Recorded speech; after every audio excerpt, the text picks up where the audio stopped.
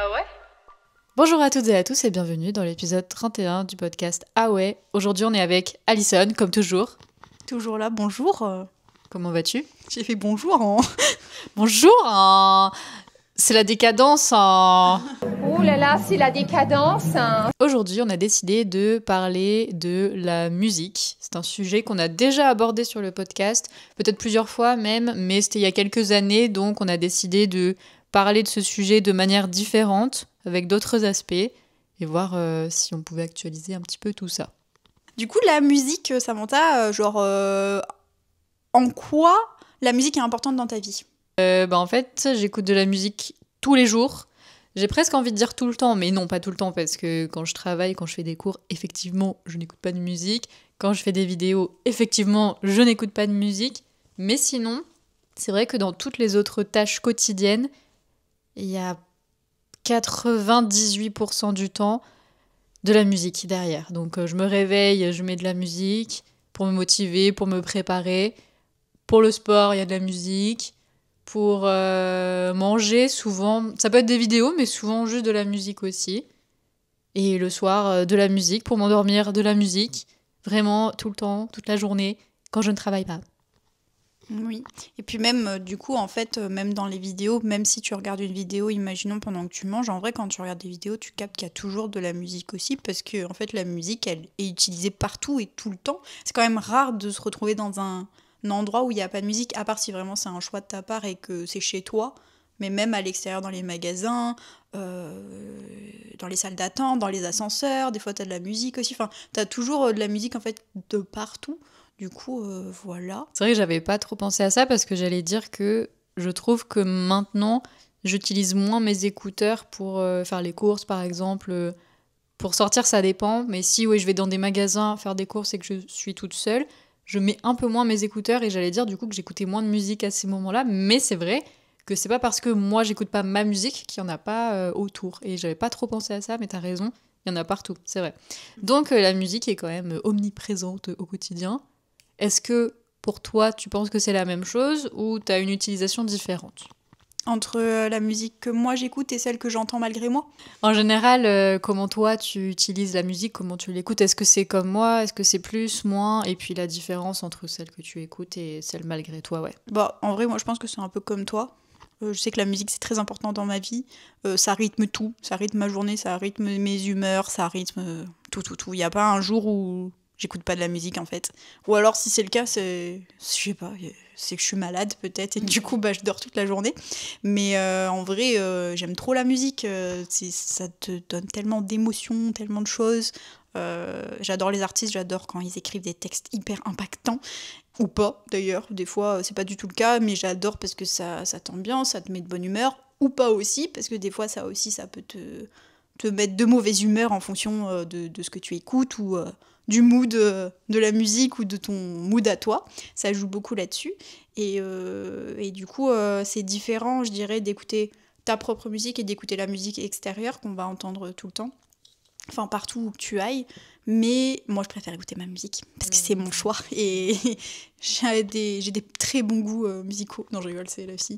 Mais enfin, pour moi, en tout cas, je préfère choisir ma musique que d'écouter la musique dans... Bah, même dans les magasins, au final, la musique qu'on va écouter, c'est un style particulier qui a une musique un peu d'ambiance. Oui, totalement. Et ce que tu disais par rapport au fait que ça rythme les journées, par rapport aussi aux émotions, comment tu te sens, etc., que ça t'accompagne, en fait. Moi, je pense que c'est une bonne et une mauvaise chose, dans mon cas, en tout cas. Parce que, oui, quand t'es content et tout, ou alors, au contraire, si t'es pas trop motivé, le fait de mettre des chansons qui bougent un peu, que t'aimes bien, ça va t'aider. Mais pour moi, l'inverse aussi, le fait d'écouter des chansons tristes, déprimantes, j'aime beaucoup ça. Mais ça me met dans un état parfois duquel il est difficile de sortir.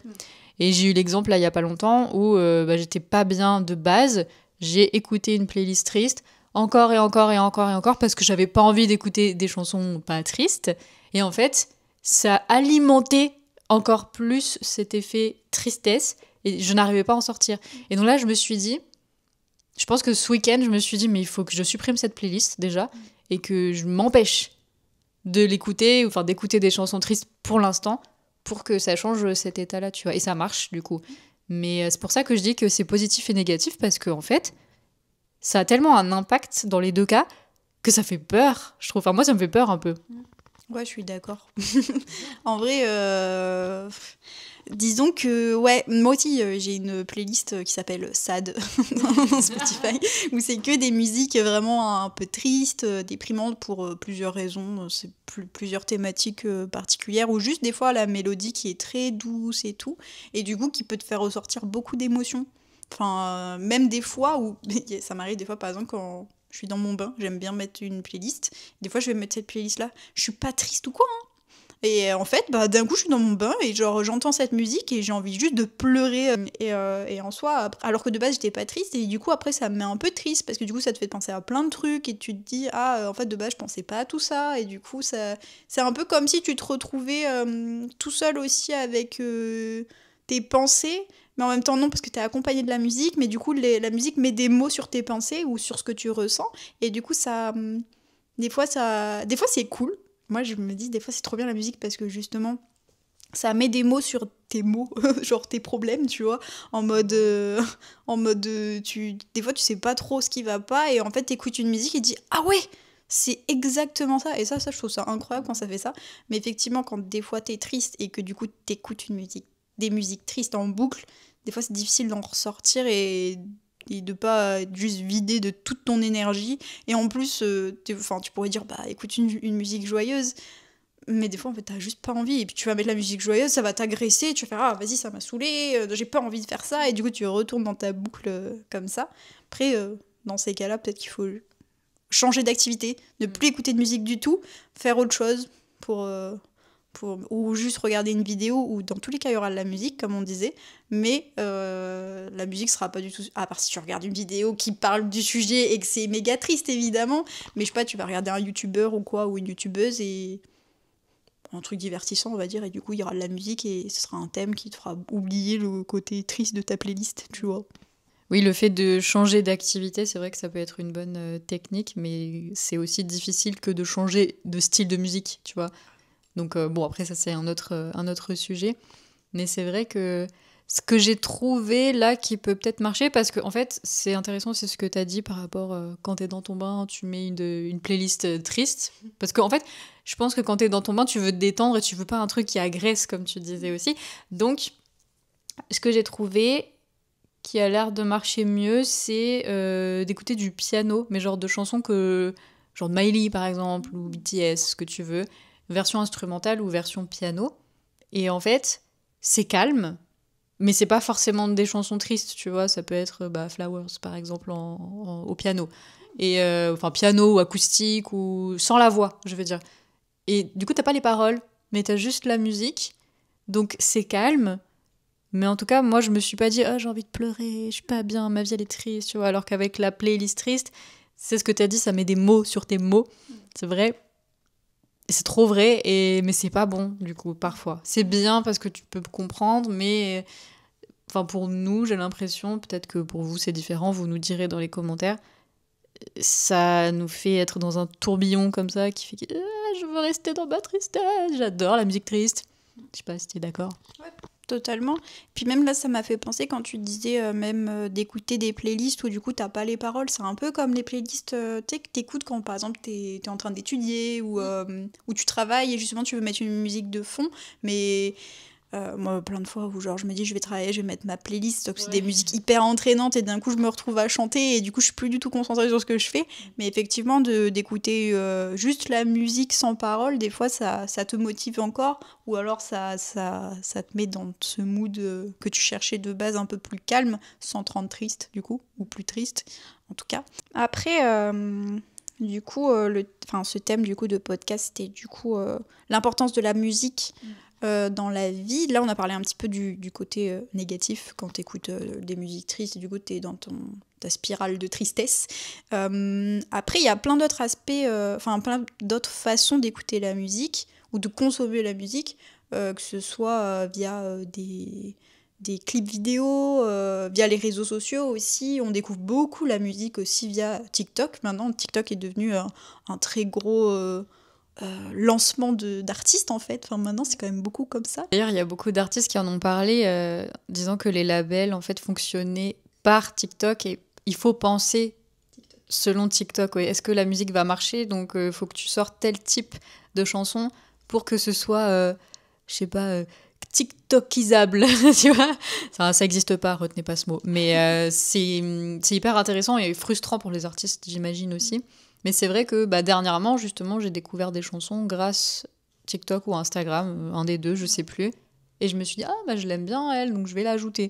Et c'est un diffuseur hyper performant, puissant. C'est fou, en vrai, depuis quelques années, c'est vrai que... Mais oui, tu parlais aussi des clips vidéo. C'est vrai que là, tu vois, ça, j'ai l'impression que je les regarde un peu moins qu'avant, ou je donne un peu moins d'importance. Mais, par exemple, j'ai bien aimé les clips de Sabrina Carpenter, Man-Child, par exemple. J'ai bien aimé. Je sais pas si tu l'as vu. Si, oui, je l'ai vu. Ok, j'ai regardé plusieurs fois et je dis, mais j'aime bien parce que ça fait vraiment comme un film, mais en même temps plusieurs films, tu vois, plusieurs histoires différentes. Et je trouve que par rapport aux autres clips que j'avais regardés avant, enfin, ces dernières années, on va dire, je trouve que c'est plus fade en général. Enfin, en tout cas, moi, des artistes que je suis, je veux dire, c'est plus basique. Par exemple, je prends l'exemple de Miley.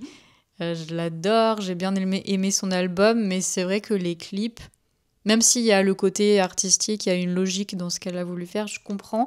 Mais pour moi, c'est un peu trop basique, trop fade. Et je suis désolée, mais voilà. J'adore, hein. Mais vraiment, même celui qu'elle a sorti la semaine dernière, Secrets, en fait, elle marche. C'est comme tout le reste. En fait, c'est toujours la même chose. Voilà, c'est ça que je veux dire. Et pour moi, du coup, c'est beaucoup moins important qu'il y a quelques années où quand j'étais... ado où j'attendais impatiemment les sorties des clips parce que je me disais ça donne une autre interprétation. Là, c'est aussi des interprétations, c'est pas ça, mais qui sont moins puissantes, je trouve. Et c'est pour ça que quand j'ai vu Man-Child, je me suis dit j'aime bien ce qu'elle a fait, c'est plus original et ça change un peu de ce qu'on peut voir dernièrement. Après, j'ai pas d'autres exemples là tout de suite au niveau des clips, mais voilà, c'était ça, mon ressenti par rapport aux vidéos. Moi, je suis d'accord avec ça. Enfin, vraiment grave d'accord. Et surtout qu'en plus, je reviens avec TikTok ou les réseaux sociaux de manière générale. Je trouve qu'il y a tellement de gens maintenant qui arrivent à créer des edits sur leurs artistes, enfin sur les artistes qu'ils aiment, que des fois, en fait, moi, je sais que je peux passer des heures à scroller et à regarder des edits de musique réalisés par des gens. Plus que regarder le clip en question parce que des fois c'est beaucoup plus créatif aussi. Après j'imagine que c'est une question aussi de budget ou d'envie ou d'idée ou quoi que ce soit. Genre Sabrina Carpenter, elle est quand même hyper connue pour ce côté un peu film, un peu sitcom et tout. Enfin, c'est un univers aussi. Et du coup c'est trop bien parce que justement c'est hyper divertissant à regarder et tu te dis waouh, tout est imaginé, il y a un sens et tout. Enfin, c'est trop bien. Et après, effectivement, quand c'est juste un fond vert et juste l'artiste qui marche, c'est un peu dommage parce que, surtout que des fois, les paroles de la chanson, ça veut dire quelque chose. Du coup, tu te dis, en fait, avec ça, tu pourrais grave faire un truc hyper intéressant, hyper créatif et après, les gens, en plus, ce qui est trop cool, c'est que des fois, tu as des théories en fonction des clips aussi. Enfin, il y avait tout ce truc-là aussi avant où tu dis pourquoi ils ont mis ça à ce moment-là. Peut-être que ça signifie ça, peut-être ci, peut-être ça et ça. Du coup, quand c'est un clip basique, plat, du coup, il y a moins ce côté-là d'envie de consommer, entre guillemets, les clips vidéo. Je crois qu'en fait, il y a plusieurs catégories de vidéos. Il y a le côté histoire un peu, ou alors... film, comme on disait, et le côté plus performance, où t'as l'artiste qui va juste chanter, enfin, faire du playback dessus et marcher, ou même Demi Lovato qui a sorti, je me souviens plus, Here All Night, je crois, la chanson, je crois que c'est ça la dernière, j'ai un doute, mais j'aime bien en plus, et le clip est pas mal, en vrai, mais c'est plus une performance danse, chant, qu'une histoire, enfin, tu vois, il y a pas de... Enfin, si, il y a des lieux... Mais en fait, je trouve que c'est pas hyper stimulant. Pas transcendant, voilà, en général. Et c'est dommage parce que, comme tu as dit, il y a des choses à faire. Et même parfois, même des anciennes chansons et tout, quand je les écoute, des fois, moi, j'imagine des trucs, je fais, elle aurait pu faire ça, ou peut-être ça aurait pu être comme ça. Et après, en fait, tu vois le clip et je dis, oh, je suis un peu déçue, tu vois. Je sais pas ce que... C'est peut-être un peu trop d'attente pour les artistes aussi, mais ouais, je sais pas. Bah après, du coup, c'est juste que comme tout, ça évolue aussi la musique. Et peut-être que le fait que TikTok a pris beaucoup de place dans le marché et tout, peut-être que maintenant, du coup, il se base vraiment sur la stratégie TikTok et plus sur la stratégie clip. Parce qu'au final, il y a beaucoup moins de gens peut-être qui vont regarder des clips. En vrai, faudrait, je sais pas, il doit avoir des, tu sais, les chiffres en mode combien de personnes ont regardé un clip, combien de personnes vont avoir regardé le TikTok de ce clip, tu vois. Ou voilà. C'est vrai que maintenant que tu dis ça, même pour Sabrina Carpenter, pour Tears, je pense, j'ai pas regardé le clip. J'ai vu les performances et j'ai vu les extraits sur TikTok et Instagram. Et je me suis dit, en fait, bah ça me suffit. Alors que, bah non, c'est pas le truc complet. Et c'est un peu comme si, bah t'as vu ça, t'as tout vu. Parfois, c'est vrai. Parfois, dans certains cas, Miley, encore une fois, tu vois une petite partie de la vidéo sur Instagram. Honnêtement, t'as tout vu. Mais je l'adore toujours, hein, mais voilà. Je précise, je veux pas qu'on me déteste, mais... Ouais, je sais pas. C'est vrai que des fois, c'est suffisant et tu dis, bah c'est bon, j'aime bien la musique, j'ai pas besoin de plus. Alors qu'avant, encore une fois, il y a quelques années, j'étais vraiment en mode, oh, le clip va sortir à 8h du matin, il faut que je me lève pour le regarder en avant-première et tout. Tu sais, tu regardais vraiment l'avant-première avec le compte à rebours. C'est plus ça, moi. Hein. Je suis genre, je verrai plus tard et puis peut-être que je le regarderai même pas, en fait. Et tous les artistes, il n'y a pas que juste... Même ceux que j'adore, que j'écoute toujours tous les jours. Hein. C'est bizarre. C'est peut-être moi le problème. Non, enfin après, du coup, je suis pareil sur ça, donc peut-être c'est nous le problème plutôt. Mais c'est vrai, même les artistes que genre on aime trop ou quoi, avant on regardait directement quand ça sortait. Mais maintenant, moi je me dis, bon, je regarderai si j'ai envie de regarder. Ouais. Enfin, en vrai, je vais pas me forcer. Par contre, je vais écouter la musique si j'aime l'artiste. Mais je vais pas me forcer à les regarder. Je me dis, bah, je tomberai, comme tu disais, sur des extraits sur les réseaux et ça va me suffire. C'est vrai que dans un sens, c'est dommage parce qu'en plus, du coup, le crédit ne va pas souvent, enfin, pas toujours directement au compte de l'artiste parce que des fois, c'est des republications d'autres comptes qui utilisent les images du clip. Mais mais voilà, mais effectivement du coup la consommation tu vois de la musique sur ça elle a changé, enfin pour nous où avant c'était important de regarder les clips, maintenant moins, même BTS tu vois genre je suis pas sûre d'avoir vu tous leurs clips, enfin des solos là, peut-être que si, mais genre je l'ai pas regardé quand c'est sorti vraiment, voilà.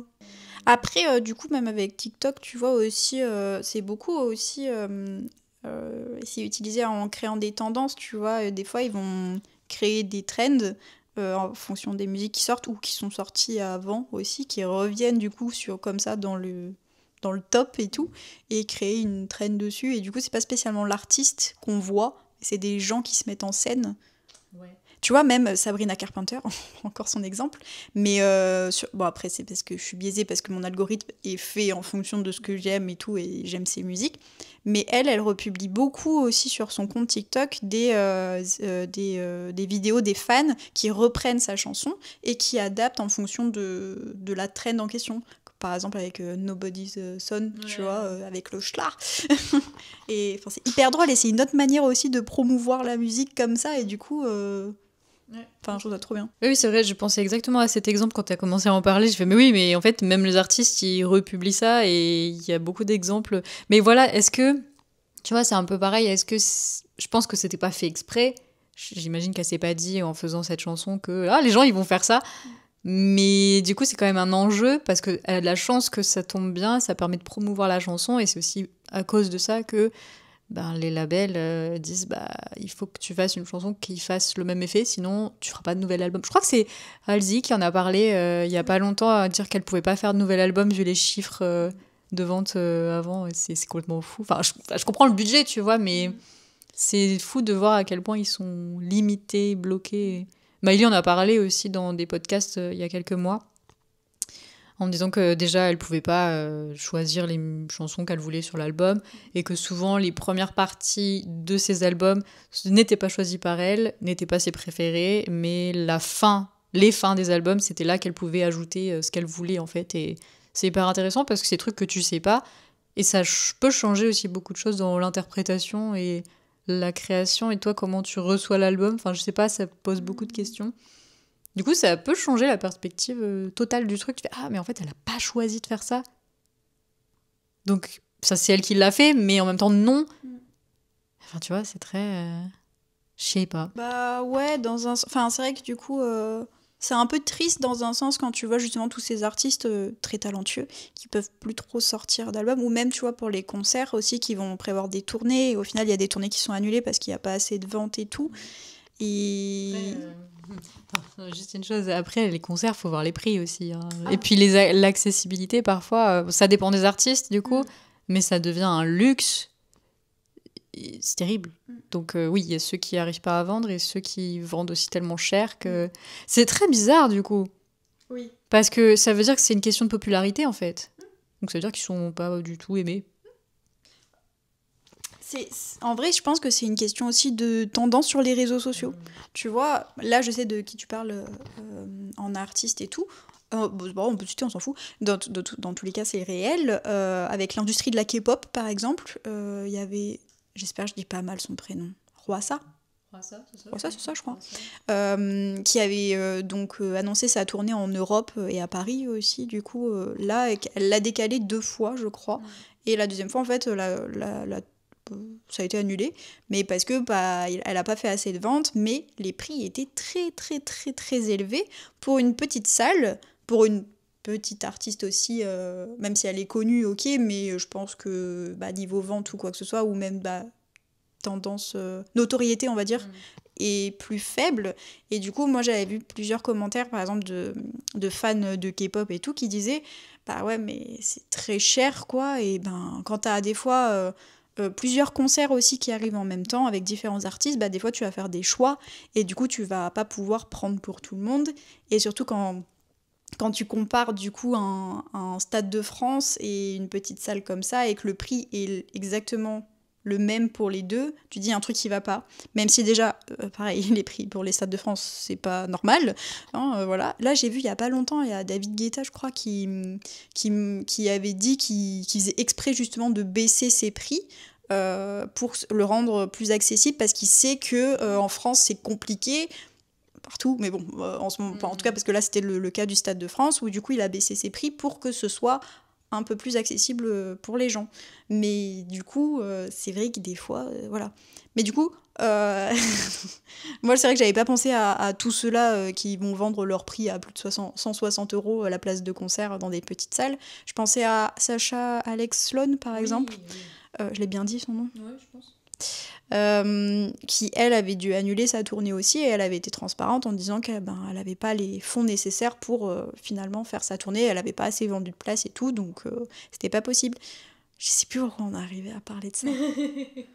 C'était juste la question du fait qu'ils peuvent pas faire de nouveaux albums, et par rapport aux tournées qui sont annulées parfois aussi. Oui, tu veux ajouter autre chose? Ouais. Genre du coup ça rentre dans toute cette communication que tu as sur les réseaux, à quel point c'est important en fait maintenant d'être une trend sur les réseaux sociaux et d'utiliser le son, que le son soit réutilisé encore et encore. Oh, j'ai plein de trucs à dire, purée, j'ai plein d'idées. Attends. Déjà, du coup effectivement, genre Sabrina Carpenter, je suis pas sûre à 100% que cette chanson-là, elle s'était dit ça va buzzer de ouf et les gens vont la réutiliser et créer une trend, tout ça. Peut-être que c'était prévu quand même, parce que j'imagine qu'il y a des experts maintenant qui peuvent... Experts en... Voilà. Ils vont faire ça, les gens.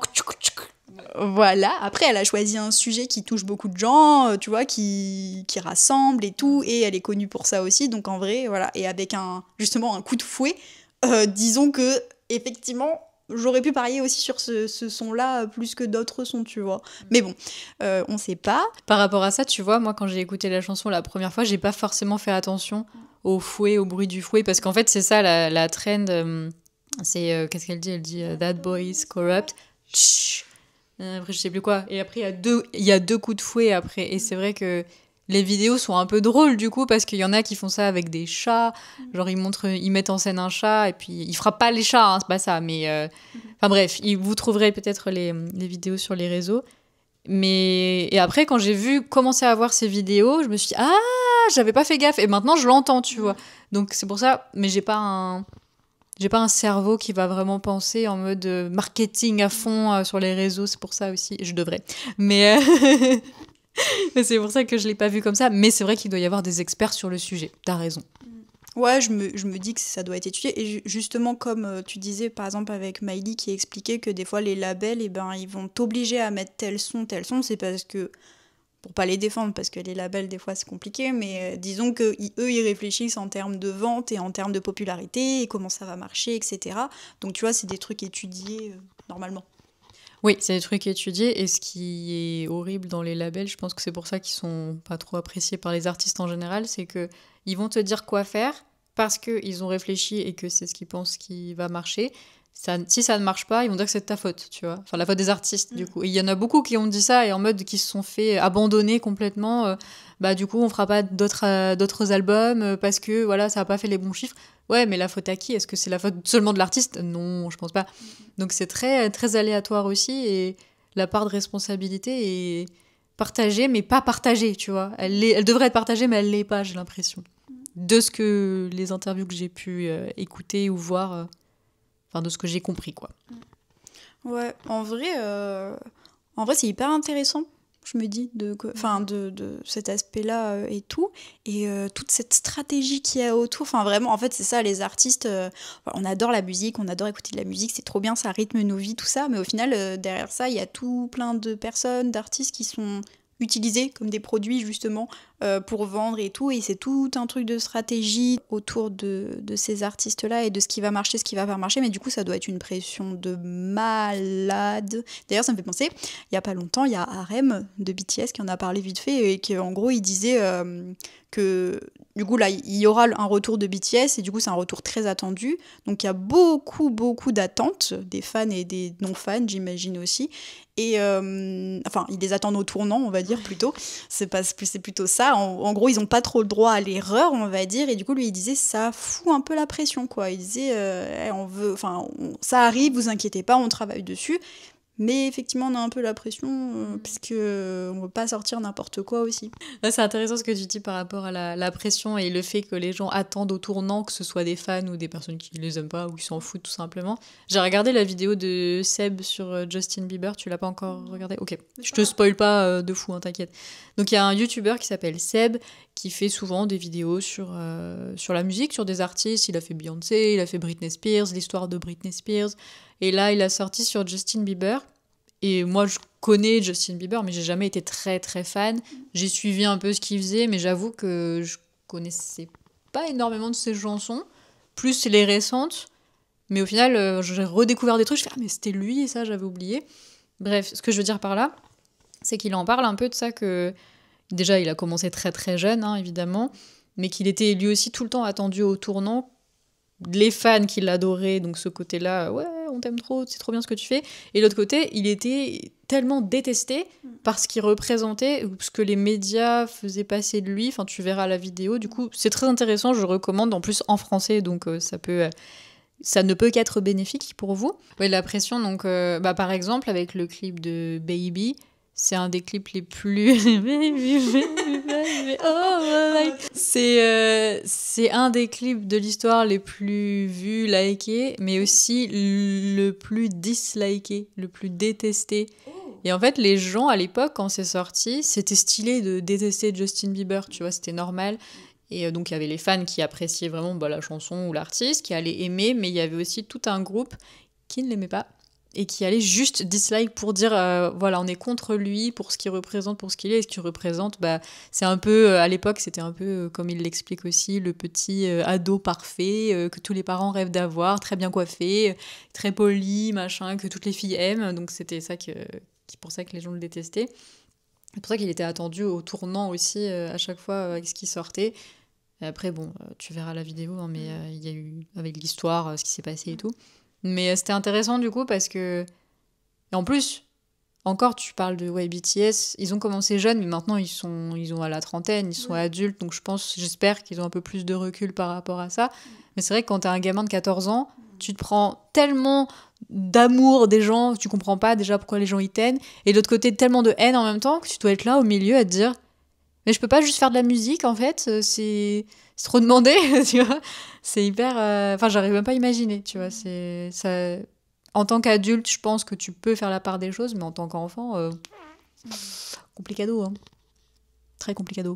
Ouais, au final, si, je sais ce que je veux dire. Dans le sens où, pour repartir sur le sujet de base de la vidéo, qui était du coup l'importance de la musique. En fait, nous, on consomme et tout, c'est cool et tout, mais c'est vrai que derrière ça, t'as tous les artistes et toute la création et toute la communication, le marketing qui est fait dessus, qui doit être hyper... Enfin, ça doit être tout... Lourd. Ouais, tout un poids et tout que tu dois avoir...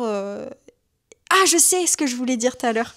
Il y a un autre truc, quand on parlait du coup de TikTok, j'ai eu cette conversation il n'y a pas longtemps avec quelqu'un, où en gros on parlait de maintenant, parce que j'étais tombée sur une vidéo sur TikTok aussi qui en parlait, voilà, j'essaie de restructurer, où c'était un peu la nouvelle tendance, où il y a beaucoup du public, ils appellent ça le public TikTok, qui vont dans des concerts.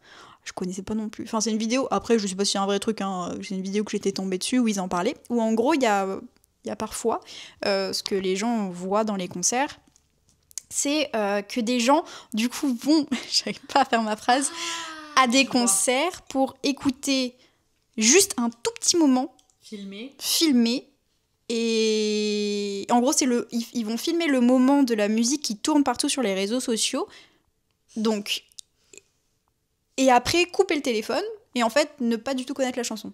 Je sais pas, enfin, je l'ai très mal expliqué. En fait, ils y vont pour faire leur contenu, quoi. Voilà. Ils vont publier après sur TikTok cette partie-là. Ouais, ok. Alors, j'ai entendu parler de ça. D'un côté, c'est bien, parce que du coup, ils coupent le téléphone. Et est-ce qu'ils sont en mode je profite du concert, je m'en fous? C'est ça la question. Je pense qu'ils sont plutôt en mode je m'en fous.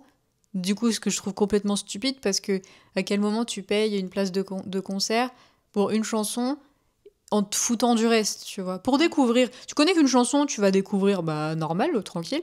Si t'es pas fan de base, moi, ça me pose pas de problème. Mais si tu vas juste pour la partie de la chanson qui est une trend sur les réseaux, et puis après, tu es bon, bah voilà, je vais aller aux toilettes, je vais sortir. Pourquoi tu payes? Juste pour faire des vues? Bon, c'est trop bizarre. Oui, parce que effectivement, c'est très bien de pas être de filmer tout un concert. Hein, c'était pas ça que je voulais dire. C'était exactement juste de dire que les gens connaissent juste les paroles du moment tendance, on va dire de la musique, mais le reste, en fait, tu captes qu'ils ont pas écouté la musique en entier, et du coup, c'est un peu dommage et c'est très robot un peu aussi, tu vois. C'est en mode le début tu connais pas. Et encore une fois, c'est pas grave de pas connaître. Moi, je vais à des concerts et il y a plein de musiques que je découvre pendant les concerts que je ne connais pas les paroles de A à Z. Loin de là. Mais ce que je veux dire, c'est que apparemment, il y a cette tendance-là où il y a de plus en plus de personnes qui vont dans des concerts et en fait qui vont filmer justement ce moment tendance, le poster pour la recherche de buzz. Après, c'est aussi un autre sujet. C'est un peu, tu vois, la nouveauté un peu avec les réseaux sociaux, la quête de diffuser une vidéo qui va buzzer, qui va marcher et tout. Du coup, tu vas filmer un peu tout, n'importe quoi. Enfin, tu sais, il y a tout un sujet énorme sur ça aussi. Ouais. Ma cuillère, ouais, c'est une cuillère, vous avez remarqué? Si vous aviez remarqué, mettez un commentaire.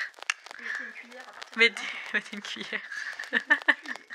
Mon Dieu. Le mot du jour. Cuillère, la cuillère. Bref. Avec le sujet, aucun. Ouais. Sujet de la vidéo, les cuillères, non. Bref. Oui, j'allais dire que ça, c'est un sujet qu'on peut tellement élargir, en général, même dans ton métier, dans mon métier, sur d'autres trucs encore plus. Mais c'est clair que dans la musique, c'est...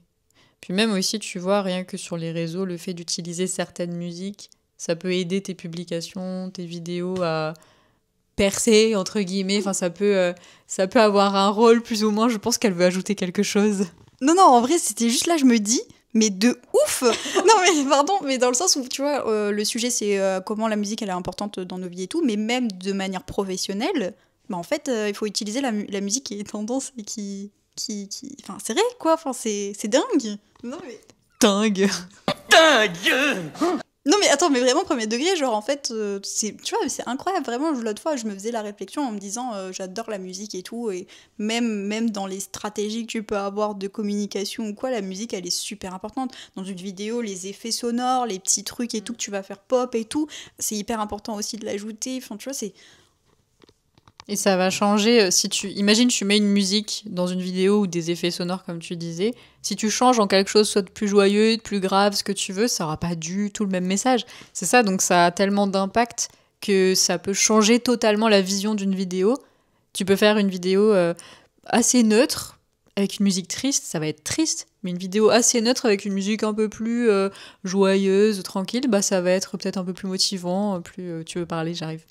Mais c'est trop ça. Et du coup, là, ça me fait penser que, genre, exactement ça. Genre, en gros, sur TikTok, surtout, on y voit beaucoup. On va avoir des clips, genre, d'extraits de streamers ou de trucs comme ça.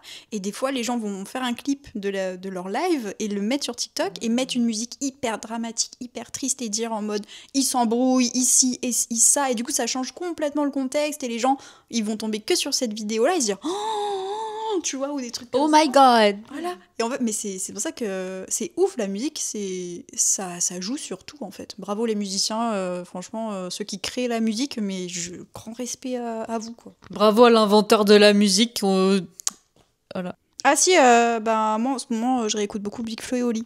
Ah oui. D'ailleurs, n'hésitez pas à aller écouter Big Flo et Oli, c'est des rappeurs français, les textes sont très intéressants, super bien et tout, je recommande, c'est grave cool. C'est bien parce que toi, t'as des exemples en français, mais moi pas du tout. J'écoute rarement des chansons françaises ou francophones. Et là, dans ma playlist actuelle, j'en ai pas. Ce que j'écoute... si, j'ai découvert Meraki Moon. Sur TikTok, justement, j'ai découvert 2 chansons d'elle et j'aime trop Karma. Voilà, elle est bien, elle est pas déprimante. Mais c'est vrai qu'en chanson française, là, ou francophone, j'avoue que j'ai rien de récent. Mais voilà. Sinon, la musique, c'est génial. Et du coup, pour vous, ce serait quoi votre musique du moment? Dites-nous dans les commentaires. Et dites-nous aussi si vous êtes d'accord, pas d'accord avec ce qu'on a dit, les différents sujets, parce que on est parti un petit peu dans tous les sens, ou s'il y a d'autres choses auxquelles on n'a pas pensé. Comme d'habitude, on attend de vous lire, on discute dans les commentaires. C'est toujours hyper intéressant, pardon. Et merci d'ailleurs aux personnes qui prennent le temps déjà d'écouter, de regarder, et à ceux et à celles qui prennent le temps de commenter. Parce qu'à chaque fois, ça nous surprend. On se dit « Ah, mais les gens, ils écoutent vraiment. » Et ils nous parlent. C'est fou. Donc merci, et c'est trop intéressant à chaque fois. Ouais, de ouf. Moi, ça me choque toujours autant. Surtout que, moi, j'aide vite fait, quoi. Mais genre, à chaque fois, je suis en mode, waouh, il y a des gens, ils écoutent premier degré, c'est grave cool et ça sert, donc c'est trop bien. Rends-moi ma cuillère. Non, mais ce que j'allais dire, c'est que t'es demandé. Hein. À chaque fois que je fais une vidéo sans toi, on me dit, mais Alison, elle est où? Oh, elle est là, vous voyez bien. Donc, Ted, tu fais partie du truc, c'est ton podcast aussi. Qu'est-ce que tu racontes? Oui. Qu'est-ce que tu racontes, frère? Je rigole. La team cuillère, mettez vos cuillères dans les commentaires. Et si vous n'avez pas la rêve, c'est que vous n'avez pas regardé ou écouté le podcast en entier. La honte. La honte. La honte. Voilà. À très bientôt pour une nouvelle vidéo, un nouvel épisode du podcast. Bisous.